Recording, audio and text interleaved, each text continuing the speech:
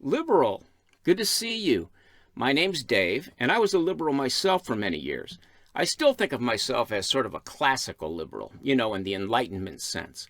I've been voting since 1976. I voted for Obama in 2008, but soured on him during his first term. Still, I couldn't quite pull the trigger for Mitt Romney. In fact, I have voted for precisely one Republican presidential candidate, Donald J. Trump. Wait, don't run away. Trump was not my first choice, or my second or third. I was a Scott Walker guy, and then a John Kasich guy, and then I forget.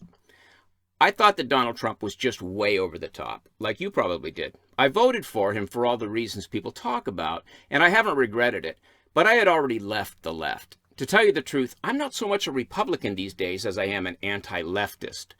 I don't mean you, dear liberal.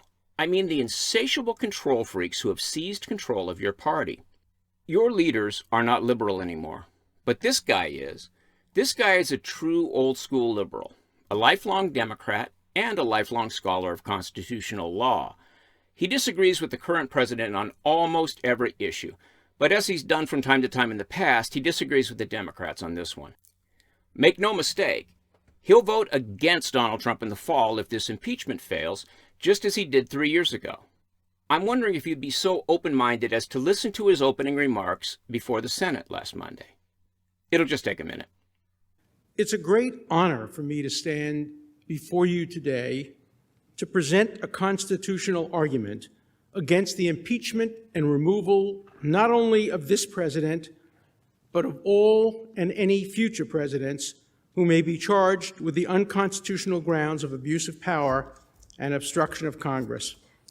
I stand before you today as I stood in 1973 and 1974 for the protection of the constitutional and procedural rights of Richard Nixon, who I personally abhorred, and whose impeachment I personally favored. And as I stood for the rights of Bill Clinton, who I admired, and whose impeachment I strongly opposed. I stand against the application and misapplication of the constitutional criteria in every case and against any president without regard to whether I support his or her parties or policies. I would be making the very same constitutional argument had Hillary Clinton, for whom I voted, been elected and had a Republican House voted to impeach her on these unconstitutional grounds. I am here today because I love my country and our Constitution. He goes on to speak for over an hour. He takes time to build his case. It's linked below, really fascinating stuff. By the time you see this video, Trump may have been acquitted, but I wanted to offer my perspective anyway. I left the Democrats 8 years ago. I lost most of my social group and was blacklisted far and wide for my apostasy. I had been a folk singer, so you can imagine the grief I caught. Some pretty dogmatic people in that racket. I looked to the right for support, and in the last few years, I've traveled pretty deep into conservative country. Believe me when I tell you that there is plenty of partisan fury over here, too. I have conservative friends who still aren't over their anger at Hillary Clinton. They probably keep their spouses awake, muttering in their sleep. Lock her up. Lock her up. We are a mess here in the good old USA, aren't we? Had Clinton prevailed in 2016, there would absolutely have been a grassroots movement on the right calling for her impeachment. But you wouldn't have seen this. This is all happening just blocks away from the inaugural parade. They didn't want to be photographed, and the destruction escalated. So they were saying, take the streets, take the streets. So I followed them on, and then they started flipping stuff over, knocking over trash cans, and then they started breaking windows and stuff.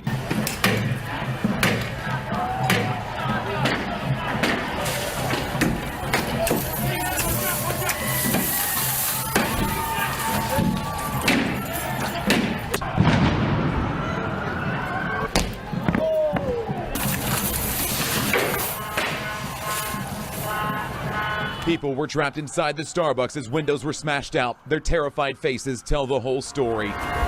These are hardline progressives. I'm guessing that their behavior is as repellent to you as it is to me. Maybe they missed Hillary's concession speech. Donald Trump is going to be our president. We owe him an open mind and the chance to lead.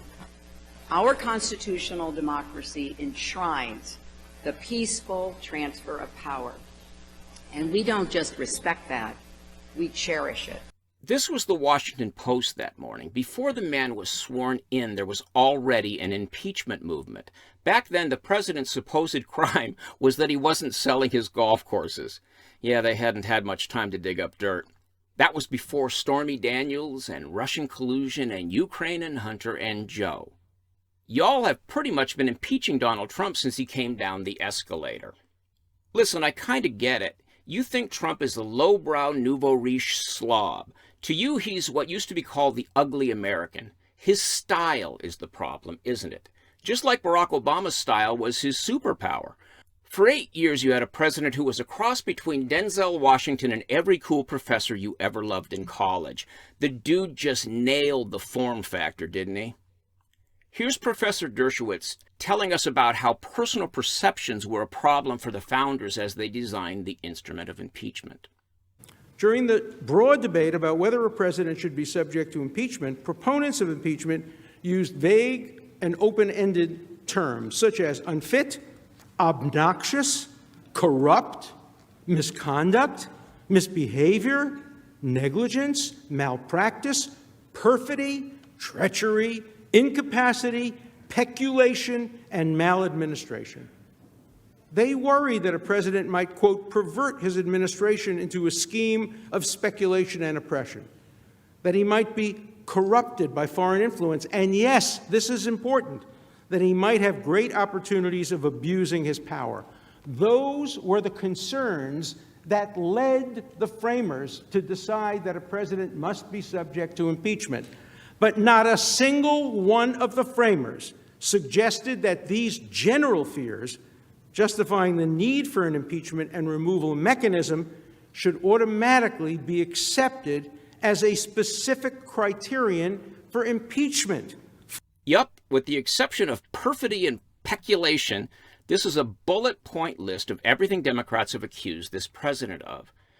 We are hazardously divided. Do we really think that this is a good time to be making impeachment the preferred method of political change? I know that you folks don't think much of Trump voters, but when you see the orange terror filling sports arenas with ecstatic fans while being tried in the Senate, you must know that the MAGA people are not going to go gentle into that good night. They won't riot, but they will mobilize. Dershowitz probably wishes Trump an early retirement, but he's an anti-partisan when it comes to constitutional law. The 2 articles of impeachment presented by the House just don't make the grade. That's what the good professor is here to tell us. Watch him go off mic when he addresses the Schiff gang. For the Senate to remove a duly elected president on vague, non-constitutional grounds, such as abuse of power or obstruction of Congress, would create a dangerous precedent and be construed, in the words of Senator James N. Grimes, into approval of impeachment as part of future political machinery. This is a realistic threat to all future presidents who serve with opposing legislative majorities that could easily concoct vague charges of abuse or obstruction. The fact that a long list of presidents that were accused of abuse of power were not impeached demonstrates how selectively this term has and can be used in the context of impeachment.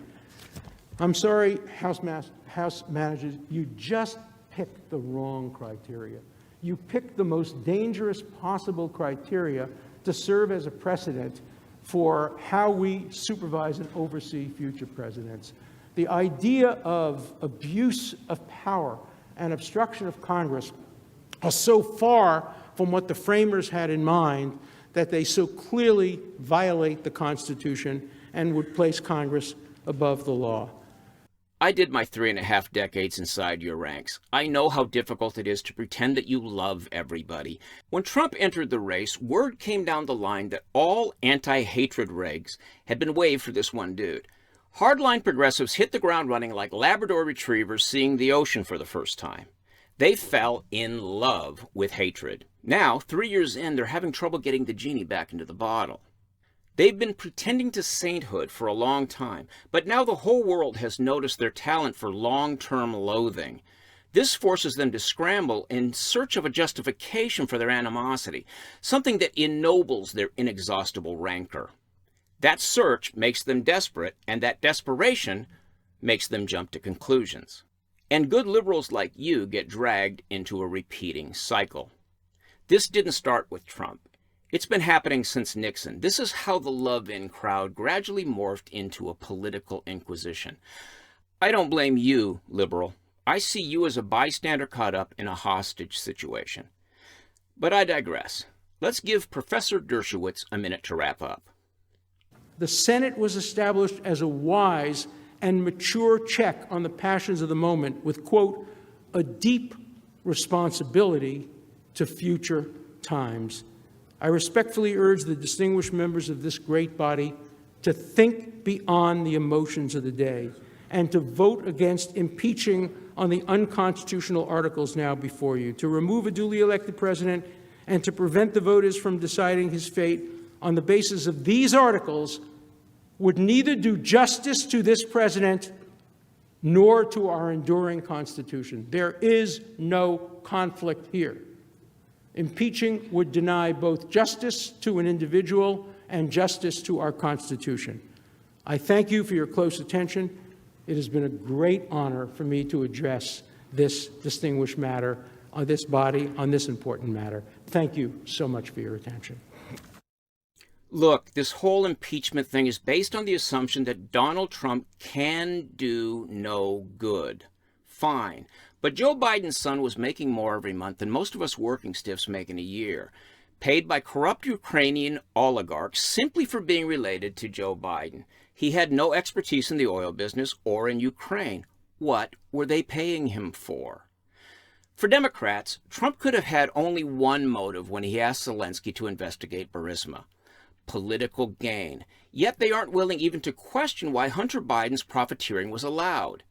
The only reason they have confronted it at all is because they needed to use Trump's phone call about it for their political gain. And now you poor guys face the prospect of backing Biden in a run against Trump for the top job in the world. No wonder some of you are praying for a recession. Anyway, thank you for dropping by. Thanks for helping me get this new video series off the ground. I look forward to your comments and to a time when you and I can honestly discuss our differences without trying to destroy one another. Thanks for watching. If you like this video, subscribe to our channel and then click the little bell to get notifications.